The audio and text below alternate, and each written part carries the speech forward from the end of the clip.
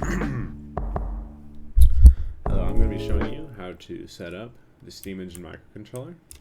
Starting off with placing it on a proper steam engine that has all of the features that it requires to run. I'll be detailing them one at a time as we connect it. Starting off with our inputs. Burner coolant pump will go to a pump, and optionally can also go to a on-off valve to help with cooling transfer. Boiler pressure relief valve. This connects, it's hard to see. Essentially, there's a valve here that connects the output from our boiler directly to the condenser. This relieves pressure on the system when needed. Our next item is the condenser water return pumps. Simply connects to the pump that runs water from the condenser back to the boiler. Burner ignition goes to the ignition on the burner.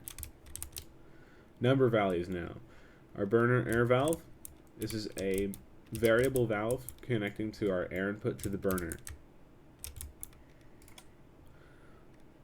The throttle connects to a variable valve between the boiler and the turbines, modulating the amount of steam that passes through.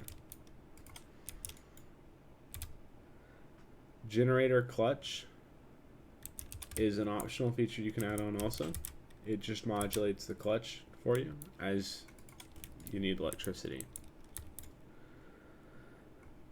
And our last output here is the steam pressure reduction. This is a new feature, and essentially all it does is it takes extra steam from all of the turbines at various points through one-way valves and dumps it back to the condenser. This activates whenever the engine is trying to decelerate. It'll only let steam through when decelerating quickly. It makes for better performance. Looking at our inputs now, we'll start with the Boolean inputs. Activating engine is simply the way you turn it on or off. This will start a warm-up procedure immediately. Dark theme is an aspect of the Lua display. This will darken all the themes, change the colors, make it look cool. Activate loading screen. You can activate this immediately when it spawns, or you can have it tied to the same thing that turns on the engine. It just activates an animation which has some arrows and a logo. Looking now at our number inputs. Burner temperature is the temperature from the burner. Boiler temperature, same thing for the boiler. Boiler pressure, pressure from the boiler. Turbine RPS can be gotten with an RPS or a torque meter attached to our outputs from our turbines. Now looking at our throttle, this is the input throttle. So whatever you want to throttle it with.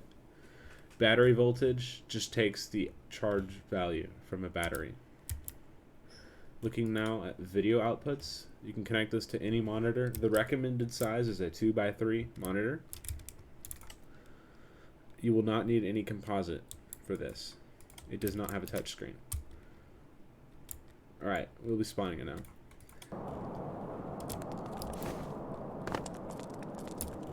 This is a relay for this engine, unrelated to the controller.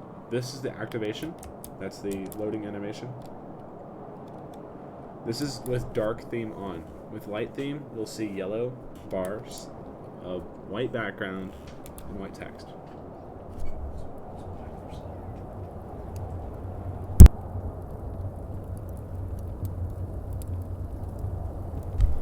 Okay. You'll see that the burner begins to heat up first. It will go to your target temperature. The boiler will heat up second after that, striking at its target temperature, which is 110 degrees Celsius. I have the burner set to 200 degrees Celsius. You can change these as you will in the Properties tab. The pressure will target roughly 9.6 to 9.7 psi.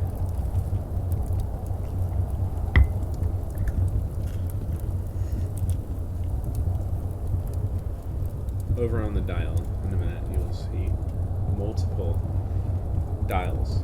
The blue one showing, here we'll get to it in a minute. Down here we have indicators for pumps and switches, all of our Boolean outputs. This is a key that tells you what they do. I'll be leaving a thing in the comments to decrypt the meanings of these messages. Throttling our thing up now. You see that the blue is our target, the red is the throttle it's outputting, the green is the current RPS, multiplied by the max target. This uses a PID to target exactly as the RPS come out. Pressing it down, you see response.